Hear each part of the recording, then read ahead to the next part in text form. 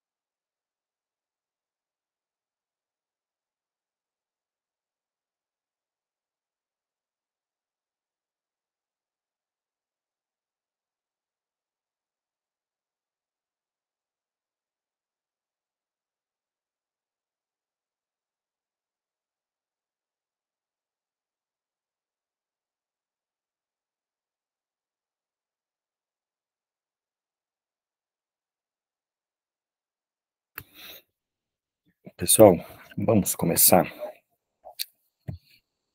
Boa noite aí a todas e todos. Boa noite, Andressa. Vamos aproveitar estes minutos que temos aqui, porque o horário voa. O que vocês acharam aí da leitura? Qual que foi a experiência? Retomar, porque muitos aí já conhecem o conceito de narcisismo, retomar a leitura a partir do Nasio. Alguém que leu gostaria de comentar? Eu não cheguei a terminar de ler o capítulo completo, mas achei interessante essa parte do narcisismo primário, que eu acho que eu não tinha visto ainda. Tinha visto direto o secundário lá no Luta e Melancolia. Legal. Boa noite, Renata, que deu aqui os comentários. Assim, ele desenvolve bem, mas e é rápido, até o Nasio mesmo, ele fala pouco sobre o narcisismo primário, depois se detém mais, pelo menos essa foi a impressão que eu tive, que ele se deteve mais no narcisismo secundário, e depois toda a leitura lacaniana e tal, mas foi o nosso maior texto até agora, né?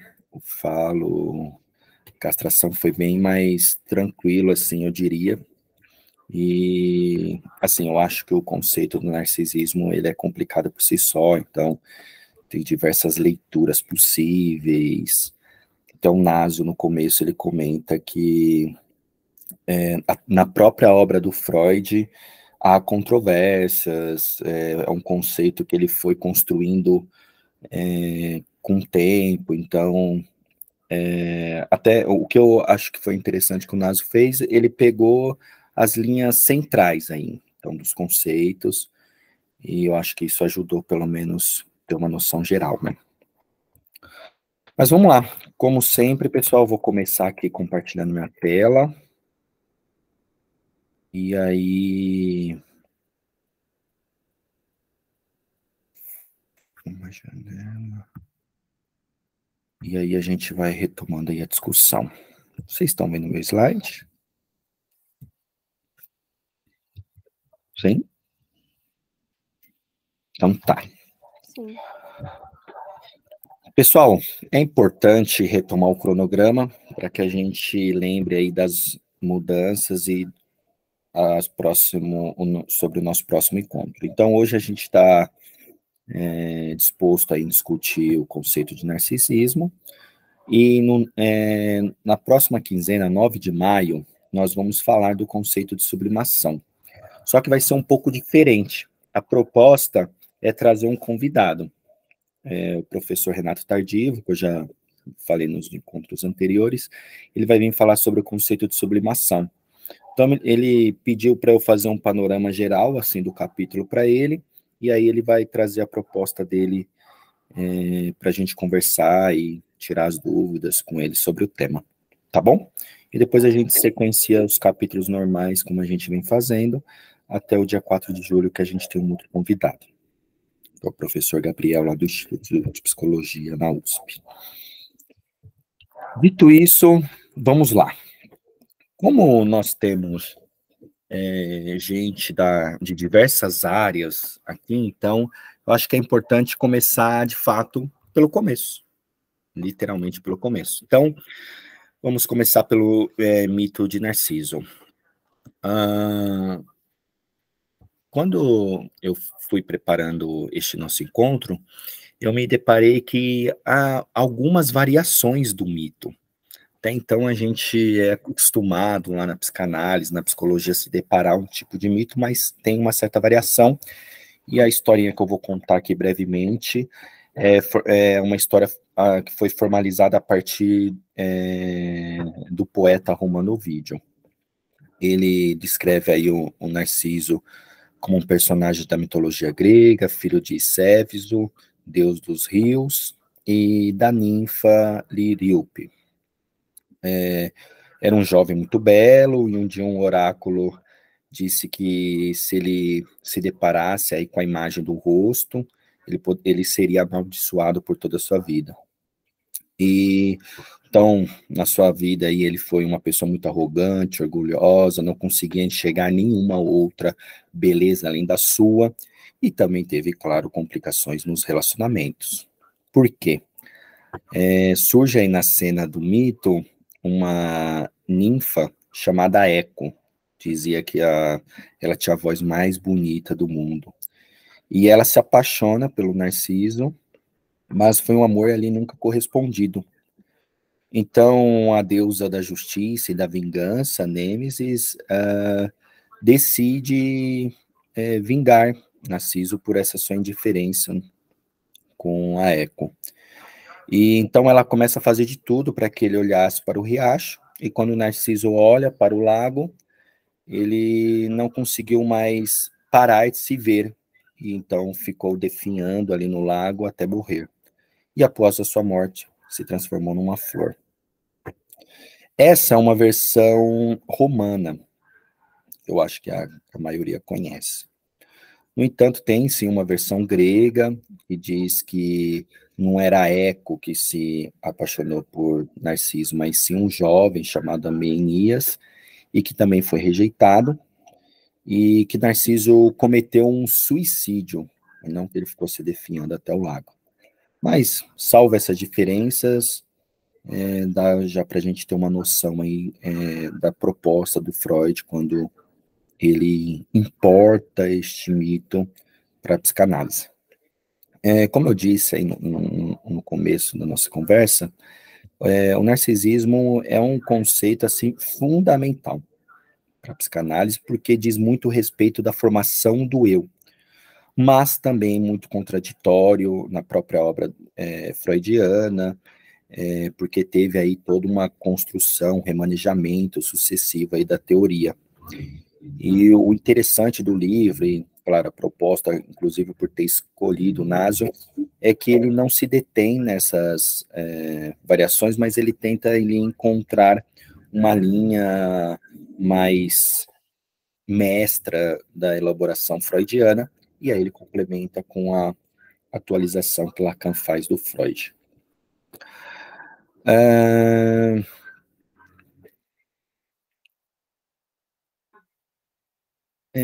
Eu acho que é importante comentar que Freud, a partir deste mito, ele propõe toda essa origem do eu, e que para a psicanálise, nós não nascemos com o eu formado.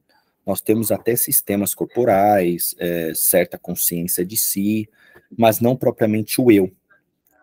E a gente faz algo, a gente realiza algo que passa por uma experiência e aí se forma o eu. E essa experiência que a gente vai trabalhar hoje, que é o narcisismo, é um ato psíquico e que ele está situado entre o autoerotismo e o amor de desejo. Então, ele está o narcisismo estaria nessa fase intermediária. Falando agora do narcisismo que a Andressa comentou, primário e secundário. Rápidas palavras também. Em 1914, para quem conhece a obra, deixa eu só ver aqui que eu me mando um WhatsApp. Uma pessoa querendo entrar? Não, não é importante. Em 1914, o Freud, no seu texto Introdução ao Narcisismo, ele trata o narcisismo como algo que não pode ser observado diretamente, mas é uma hipótese que pode ser formulada a partir de um raciocínio recorrente. Como eu disse, inicialmente não há um eu, pois o eu ele é constituído progressivamente. E ali o primeiro modo de satisfação conhecido da libido é o autoerotismo. É quando o órgão retira o prazer de si mesmo. E esta é a fase do narcisismo primário. Esta imagem à esquerda, figura 1, eu poderia dizer assim que esse tracejado seria o corpo, então a libido, a pulsão seria justamente isso, aquela prática autoerótica que a partir do próprio corpo se tem a libido. Então, o próprio corpo se torna um objeto de pulsão e aonde que as pulsões são investidas. Esse seria basicamente o narcisismo primário. Enquanto que no narcisismo secundário, a gente já tem todo um processo, que é nessa segunda imagem que eu trouxe. Todas essas imagens que eu vou apresentar para vocês estão lá no livro, para quem não leu o capítulo de hoje. Então, ele traz essas imagens. Então, acho que a partir dessas imagens a gente consegue discutir um pouco. E aqui do narcisismo secundário, já corresponde a um processo de fato do eu. Então, é necessário, o Nasio diz que é necessário que se reproduza um retorno do investimento dos objetos, transformando ali investimento do eu, para que se constitua propriamente um narcisismo secundário. Então, assim, a criança, para exemplificar melhor, a criança, progressivamente, ela é colocada diante de exigências do mundo, que se traduz em linguagem, e a criança passa, por exemplo, a receber da mãe essas exigências, do pai, do cuidador, que seja, e a criança começa também a perceber que a mãe, ela não é tudo. A mãe, ela tem as outras operações dela, e aí o Naso diz que pode surgir ali até uma ferida narcísica primária, e a criança começa a fazer tudo para reconquistar o amor da mãe, e aí tem a presença do ideal do eu, que para o Freud são as representações culturais, então tem todo esse processo que é envolto aí do narcisismo secundário. E eu não estou com o dicionário aqui, mas o Laplanche ele faz uma diferenciação que é importante, que é assim, no narcisismo primário designa um estado precoce em que a criança investe toda a sua libido em si. Já o narcisismo secundário, essa segunda imagem, designa um retorno ao eu, da libido retirada dos investimentos. Por isso que tem todas essas setinhas, que é o eu investindo a libido no objeto e depois este retorno ao eu, que aí a partir, por exemplo, das exigências do mundo e tal. Avançando um pouco mais, podemos pensar também o narcisismo e as identificações através dessa figura número 3. No texto de 1917, no Luto e Melancolia, o Freud traz essa identificação narcísica. É um texto que eu até gostaria de ler com as pessoas aí não no próximo módulo, mas futuramente. Eu acho que é um texto importante para clínica psicanalítica. E ali tem toda a identificação do eu com o objeto, e como que, por exemplo, na melancolia, o investimento do objeto se volta para o eu. Então, tem todo um trabalho ali que é interessante. E o quanto que ali o Freud também trabalha a noção do eu. E, inclusive, toda a formação do eu, que é resultado dessas escolhas objetais. Nessa imagem, a gente consegue também ver que o eu, ele resulta de uma série de traços do objeto que se inscreve conscientemente. Então, eu tenho o narcisismo primário, então, a partir aí já deste movimento, o eu é identificado com os traços dos objetos.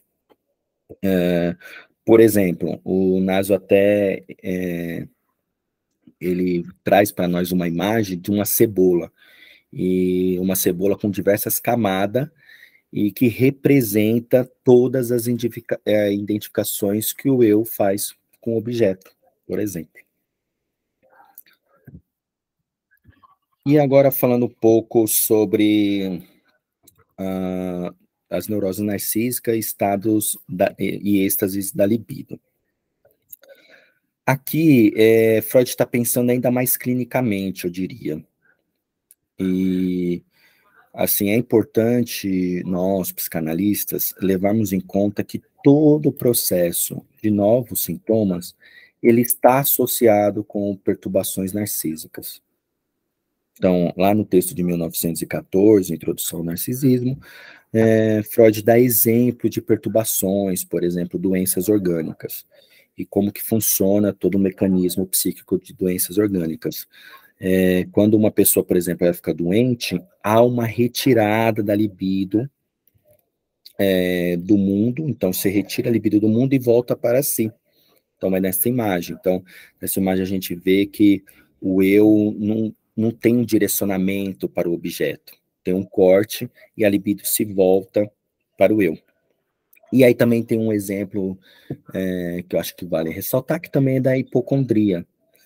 Então, é quando uma parte do corpo assume o valor de órgão sexual e a libido também para de circular.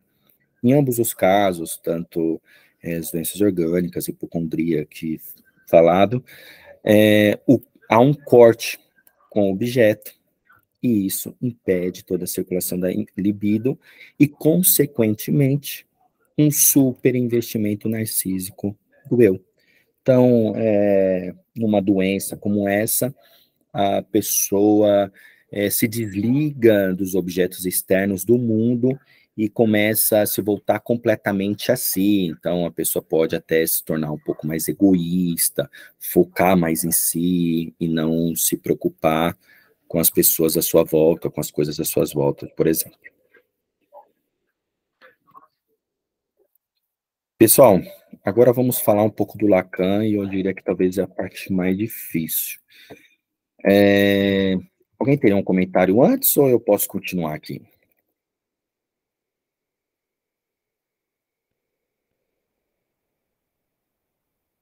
Silêncio, Wilson. Vai lá, Odila, abriu o microfone, porque quer falar. Não, só para te dizer que por mim pode continuar. Tá bom, legal, vamos lá, e depois a gente começa aí a discorrer, dando lupa para algum determinado assunto. Então, pensando o narcisismo em Lacan, o Naswell identifica 3 períodos, então vamos focar aí no primeiro período e assim por diante. O Lacan, ele tem não é uma particularidade, mas ele tem um movimento interessante, que ele começa a estudar a formação do eu a partir dos trabalhos feitos sobre a paranoia, por exemplo. Em 1936, ele vai teorizar sobre o estágio do espelho, o estágio do espelho, e ali é quando, por Lacan, é quando a criança, diante do espelho, antecipa o domínio do seu corpo.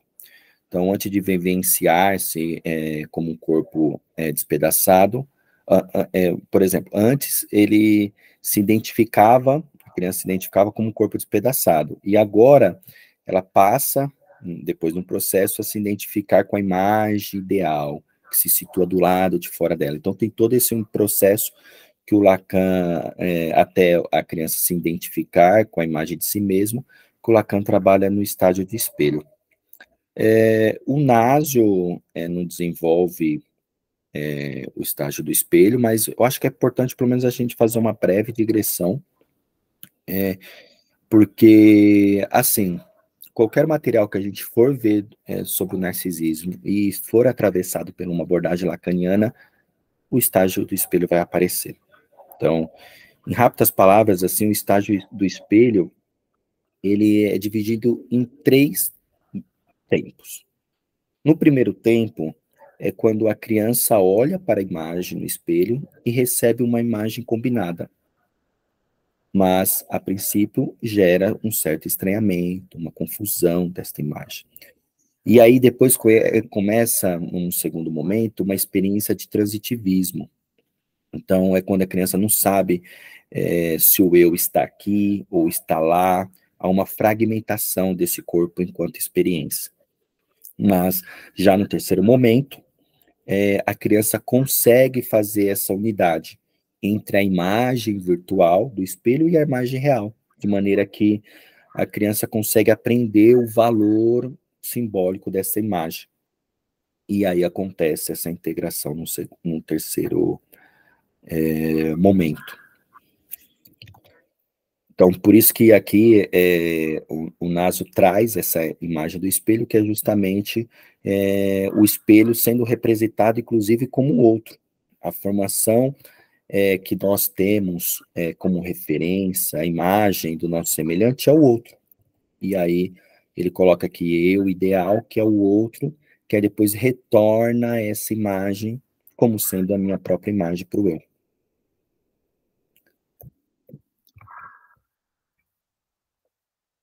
E aí agora nós temos o segundo período e o terceiro período do narcisismo em Lacan.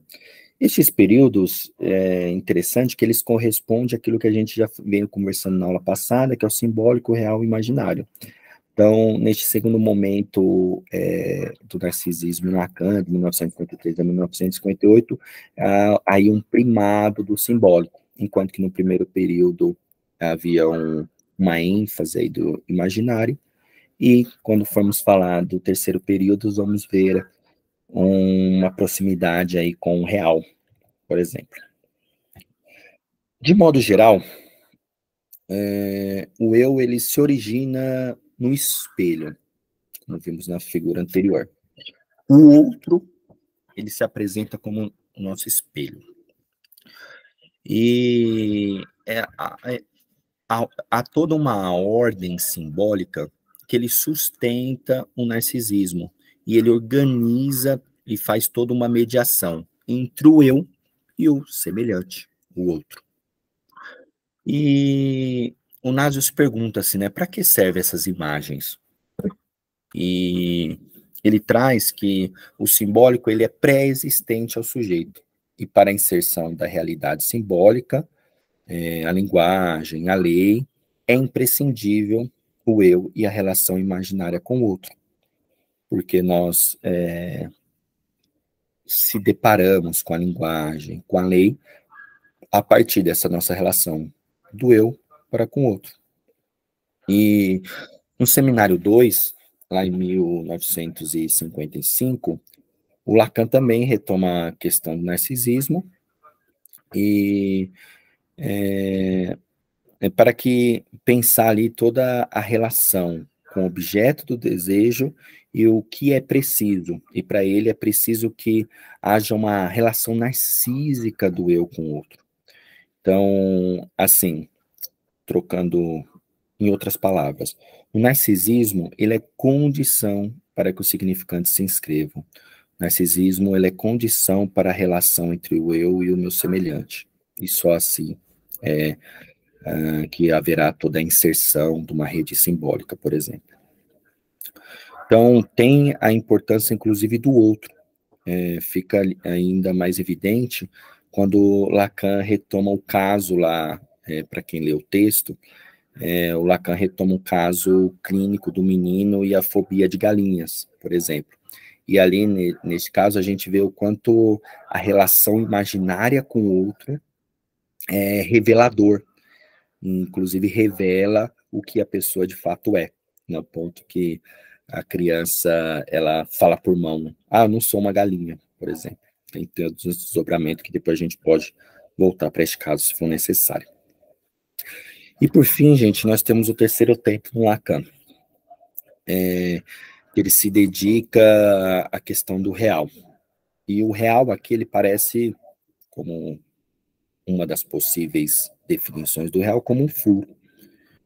Então, o Lacan se volta mais uma vez para o estágio do espelho, para assinalar que a imagem do outro não basta para constituir uma imagem do corpo próprio. Então, aqui há, sim, de fato, uma novidade. Então, não se basta apenas a imagem do outro. Por quê? Porque há, nesta imagem, um furo. Aí, a imagem que a gente tem do outro, que me envia, é furada, porque o outro também é um sujeito pulsional. Na fase do espelho, quando a criança se vê na própria imagem, ela se volta para a mãe e espera dela um assentimento. E vê que a mãe, por exemplo, a olha e aí ela percebe, a criança percebe o desejo da mãe. Então, ali já está presente um furo.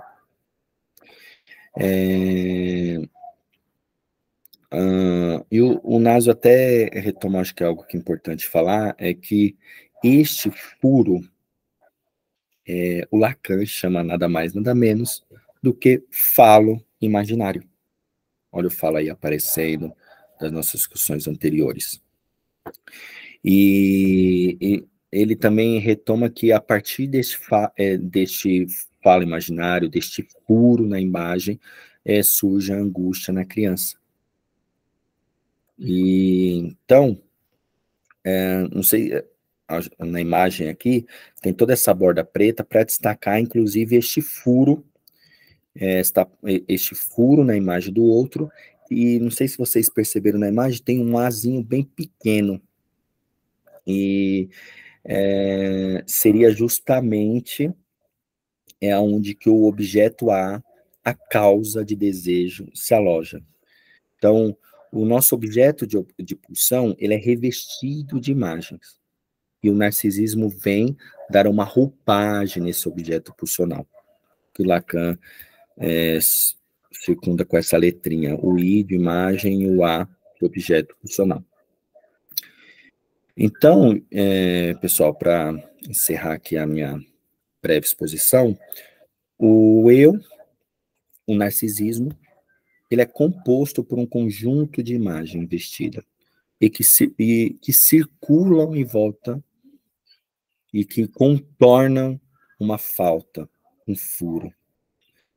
E, assim, depois, mais para o finalzinho do texto, o Naso vai falar da importância do narcisismo e da transferência, que para a prática clínica é importante, para que se ocorra uma transferência é necessário o narcisismo, mas como o horário já foi, a gente pode começar a conversar e depois qualquer coisa a gente retoma este tópico. E aí, pessoal, o que vocês acharam? Deixa eu fechar aqui a apresentação para ver vocês melhores. Melhor.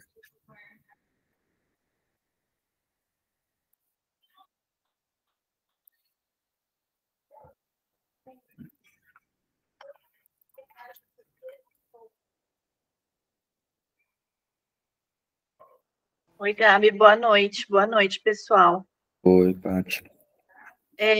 Quando você fala, Gabi, desse furo na imagem do outro, o que exatamente quer dizer isso? Quando, né, Legal. do espelho, né? Ele retorna o estágio do espelho, mas isso somente não basta, né? Porque tem esse furo na imagem do outro. Eu fiquei com uma dúvida. O que seria esse furo, né? O que ele representa?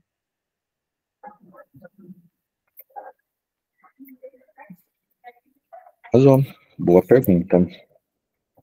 Pessoal, alguém arrisca responder ou tem alguma outra dúvida? A gente vai somando aqui, Paty, algumas dúvidas e aí a gente vai respondendo em conjunto mesmo.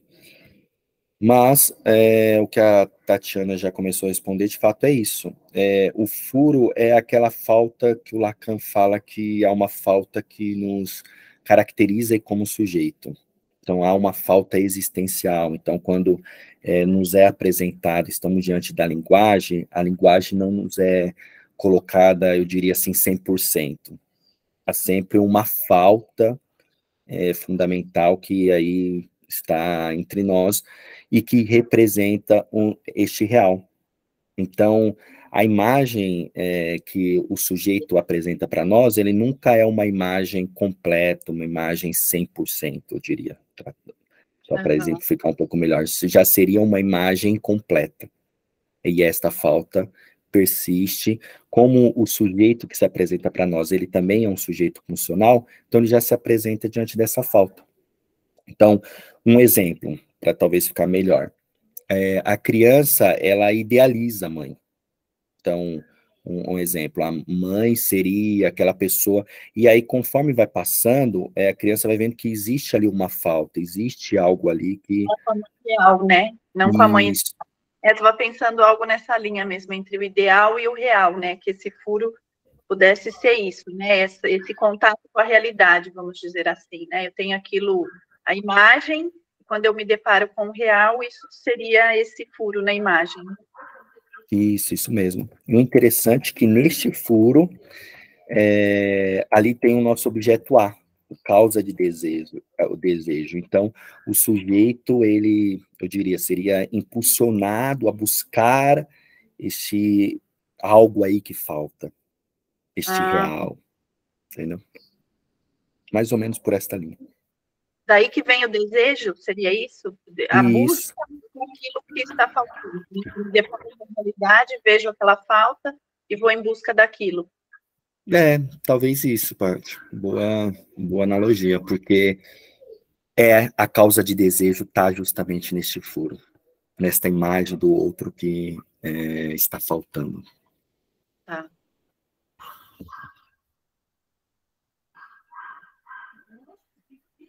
Isso, Tatiana. Legal. Estou com os comentários abertos aqui. Se não houvesse falta, não haveria desejo. Bacana, é isso mesmo.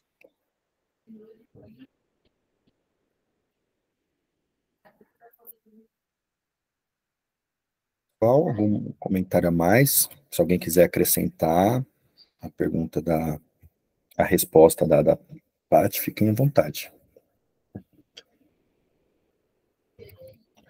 E assim, gente, quiserem comentar impressões do texto, não tem, assim, aqui não é para nós fazermos nenhum juízo de valor, pelo contrário, é uma oficina de leitura, então fique à vontade.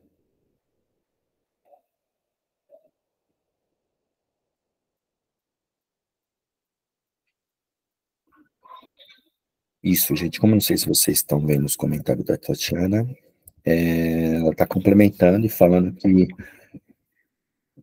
se não houvesse falta, não haveria desejo, e por isso a mãe precisa faltar, porque senão a criança não seria revestida de desejo.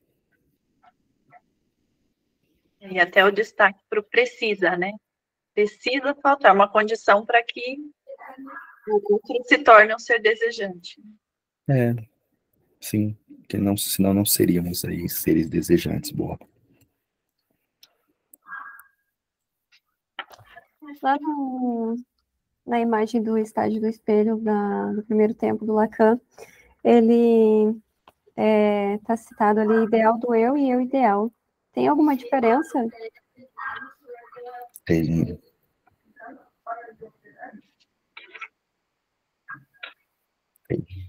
Pessoal, alguém gostaria de responder?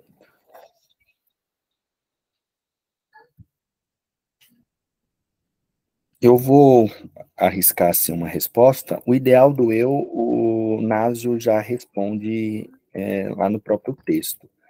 Então, o ideal do eu ali para o Freud seria as representações culturais e sociais, tudo aquilo que são transmitidos pelos nossos pais, e que inclusive é responsável por regular toda a relação entre o eu e um eu ideal.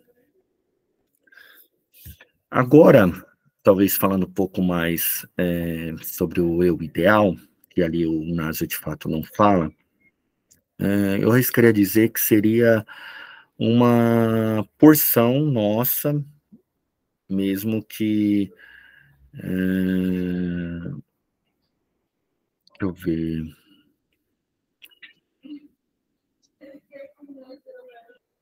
Deixa eu ver como que eu poderia pensar. Porque, assim, o eu ideal tem mais a ver com o imaginário, enquanto que o ideal do eu tem a ver mais com o simbólico.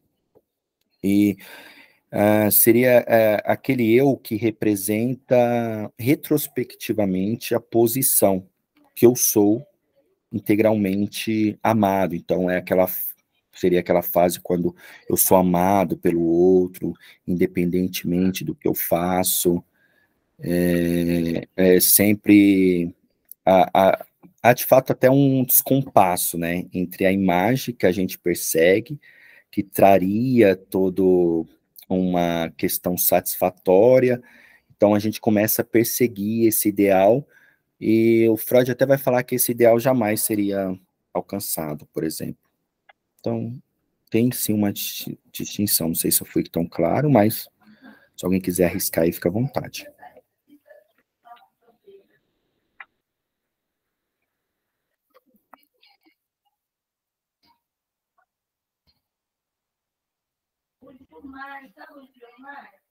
Ó, a Tatiana respondeu que o ego ideal são as camadas identitárias que introjetamos nos cuidadores primários.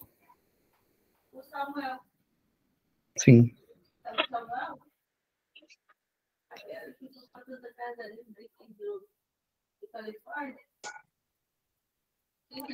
Oi, eu encontrei aqui no texto, para quem está com o livro na página 67, o eu ideal assimilado a uma projeção imaginária. Ele coloca dessa forma, o Nasio. Na página 67? 67, no final do segundo parágrafo. Antes do título Narcisismo e Inscrição dos Significantes. Ah, tá, que o meu aqui é a página 61. Se prevalecer sobre o imaginário, o ideal do eu sobre o eu.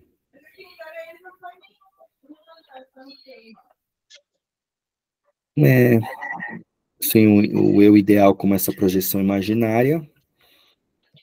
E aí ele traz o ideal do eu como uma introjeção simbólica. Sim. Que é todas essas representações que nos são transmitidas, né? Exato, um você introjeta, e o outro você projeta, então. Sim, sim. Faz sentido. Estou aqui tentando...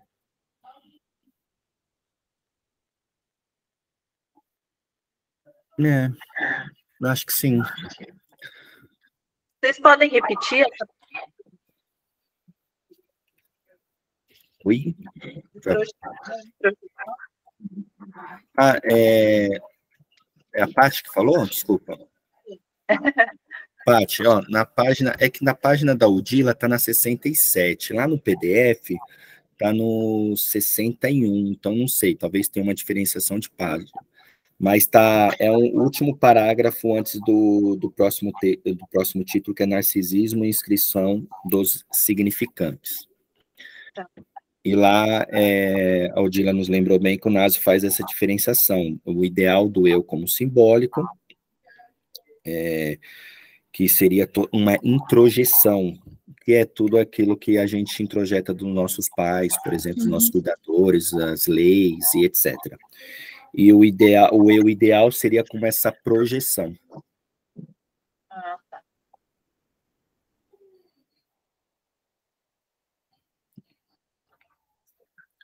Arrasou, Dilma. Bem lembrado desse parágrafo. Eu acabei de ler, é isso.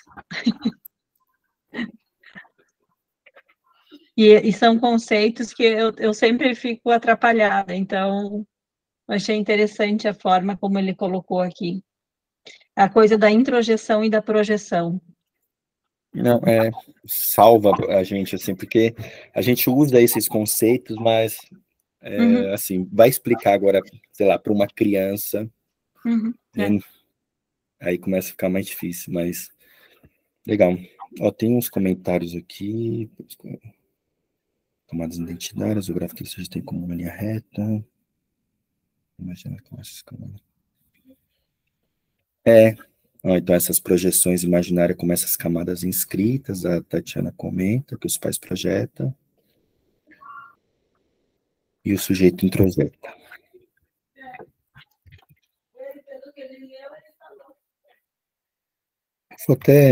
Isso me fez retomar, eu tinha um artigo que eu achei uma vez muito interessante sobre essa distinção ideal do eu ideal. Se eu achar, eu coloco lá na nossa pasta.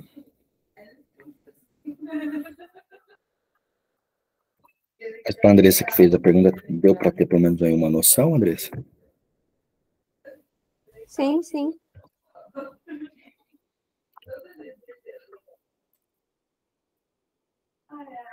Pessoal, mais alguma coisa?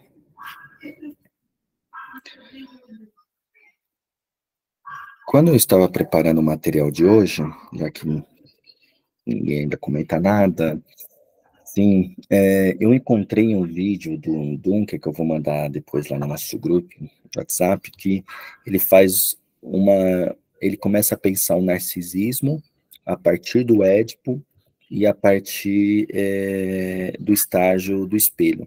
Então ele faz esse misturado, e assim, eu acho que é legal para nós, porque como a gente viu lá o complexo de Édipo por cima, pensando com um complexo de castração e tal, aí tem toda uma junção dos três conceitos que me clareou bastante quando eu estava retomando material aqui para nossa conversa.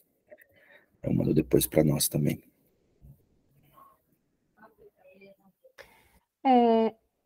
A Tatiana falou aqui no comentário dela que a mãe precisa faltar. Quando essa mãe não falta, aí a gente pode dizer que tem a psicose ou as neuroses narcísicas, eu não sei se podemos dizer que é a mesma coisa, psicose e neuroses narcísicas.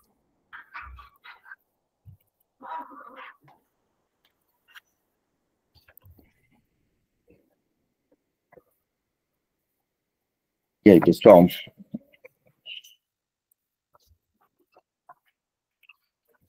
Posso arriscar também uma resposta, mas Vamos ver se mais alguém. Então, ó, o que eu tenho aqui é até uma definição da Klein, né? Não sei até se entraria muito aqui, mas de que quando as experiências de frustração são maiores que as de gratificação é que ocorre a psicose. Então, eu não sei se nesse caso que a gente está falando, né, dessa mãe que não falta, chegaria a uma psicose. Talvez algumas outras questões, mas isso se a gente for ver essa definição, né?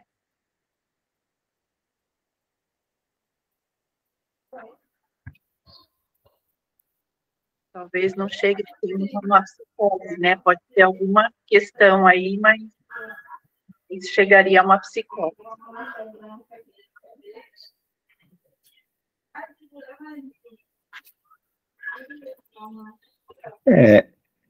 Mais alguém ia comentar? Pode ser sim, é uma leitura possível e eu acho que ajuda a esclarecer um pouco. O que essas categorias clínicas, né, e partindo um pouco mais da clínica lacaniana, né, que é a neurose, a psicose e a perversão, o masoquismo, as psicoses na linha da esquizofrenia, paranoia, melancolia. Então, o que diferencia elas é o modo como a gente lida com a castração. Então, a partir do momento que a gente estar diante da castração, um pouco do que a gente leu lá no nosso primeiro capítulo, vai definir os caminhos aí para um desses quadros clínicos. E a pergunta da Vivi, mas a gente pode continuar, está em aberto a resposta ainda, tá? A Vivi comentou, não sei se seria a mesma coisa, neurose narcísica e psicose. Não sei, acho que não, tá?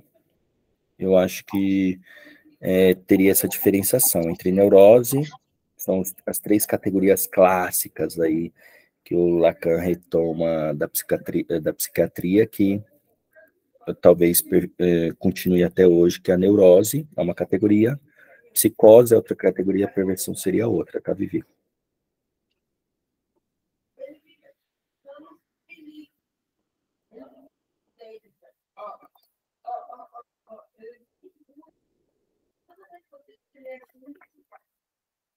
Mais alguém aí, complementando a resposta, Andressa?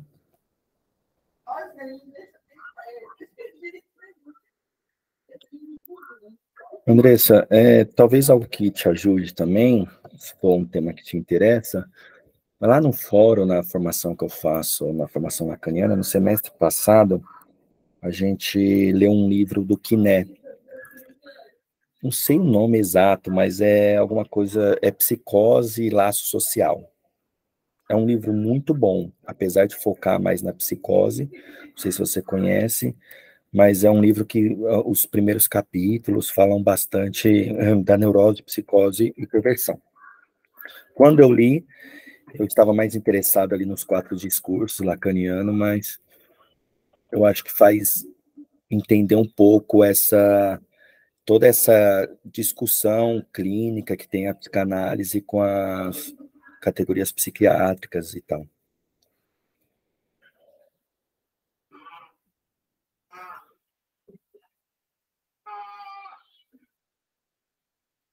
Porque, assim, né, até uma linha de raciocínio aqui que a gente pode fazer, voltando até a pergunta da Andressa, inicial, né? A mãe precisa faltar. Se a gente pensar, se a mãe não faltar, é uma mãe que atende todas as necessidades dessa criança, ela não falta, é a mãe que atende todas as necessidades? Esse seria o conceito de a mãe que não falta? É uma mãe que está ali para atender todas as necessidades? Porque se for isso, seria isso. Sim. Porque eu acho que uma mãe que não falta, né, a gente está analisando mais ampla, né, essa questão de que a mãe precisa faltar para a criança ser um ser desejante. Mas eu acho que uma mãe que não falta, naquele momento para a criança, ela não vai gerar frustração, né? Porque a criança chorou, ela está ali para atender. A criança teve fome, ela está ali para trazer o alimento. Então, uma mãe que não falta, eu entendo, né? Não sei se seria uma linha de raciocínio correta, de que a mãe que não falta, ela está ali o tempo todo para atender as necessidades. E é aquilo que a criança quer, né? Ela está sendo atendida.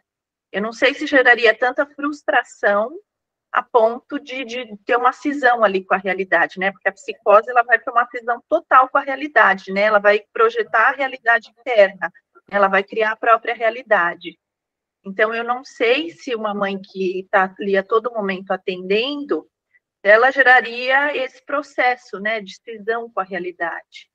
Então, por isso que no início eu disse que eu entenderia que não geraria uma psicose, né, não chegaria ao ponto de uma psicose. Não sei se faz sentido isso. Talvez pode gerar outras questões, né? Já que a mãe precisa faltar. Se ela não faltou, alguma coisa ali vai gerar, mas não sei se chegaria ao ponto de ser uma psicose.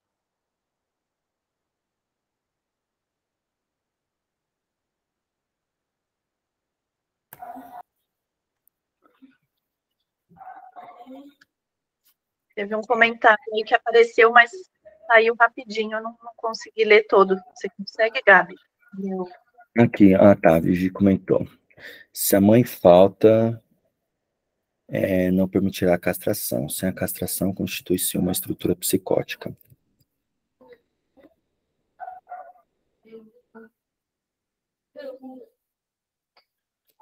O psicótico, ele foraclui, né? Ele nega qualquer possibilidade de castração. Então, sim, sem a castração, Vivi, a gente teria aí, poderia dizer que haveria possibilidade de uma estrutura psicótica.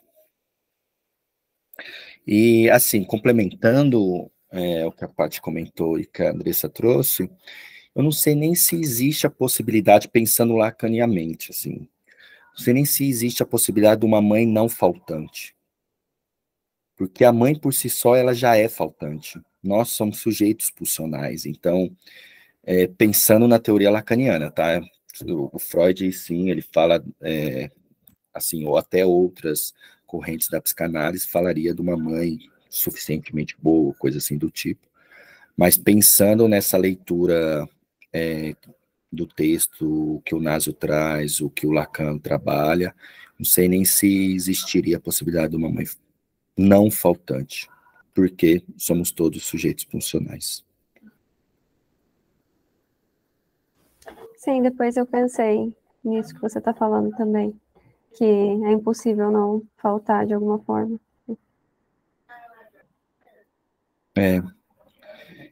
O filho, Tatiana, eu concordo, o filho vê a mãe como toda neste primeiro momento, só que no seu processo de formação, começa a identificar a mãe, inclusive, como faltante. Pai, função paterna, interdito, castração. Somente o pai permite a saída para o simbólico. Sim, senão ficaria só no imaginário.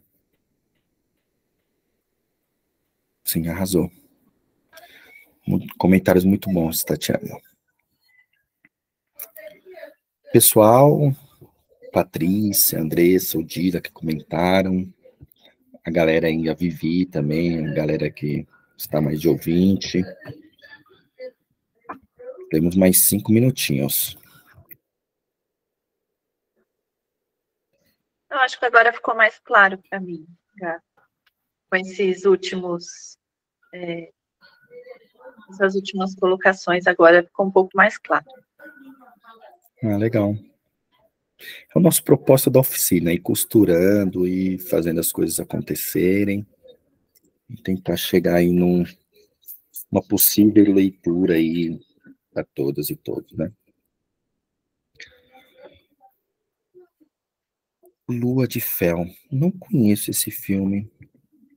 Acho que eu já vou até assistir hoje à noite, depois do meu último atendimento. Nossa. No ano que eu nasci.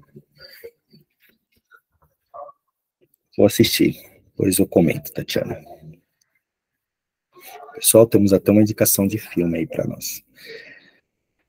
Galera, como já estamos, é um filme sobre relação edípica entre mãe e filho. Indicaram um também recentemente sobre essa relação edífica. Não vou lembrar. Depois, se eu lembrar, eu também mando lá no nosso grupo. Pessoal, então, pensando no nosso próximo encontro. O professor que vai vir aqui, ele é muito gente boa. Então, façam um esforço para estar presente. É um tema, sublimação. Assim, eu diria que talvez seja o tema mais difícil aqui de todos esses 7 conceitos, porque é um tema ainda em aberto para a psicanálise. Freud não terminou este tema. Então, assim, é um tema difícil, é um tema aí que tem, nossa, das mais variadas construções em cima dele. Então, acho que vale a pena o encontro da próxima quinzena, e para nós prestigiarmos, inclusive, o nosso colega aí, o Renato Tardivo, tá bom? Então, até daqui 15 dias. Obrigado aí pelas construções, contribuições, como sempre, muito bem rico. Até mais. Tchau, pessoal. Boa noite. Tchau, tchau. Obrigado. Tchau, boa noite.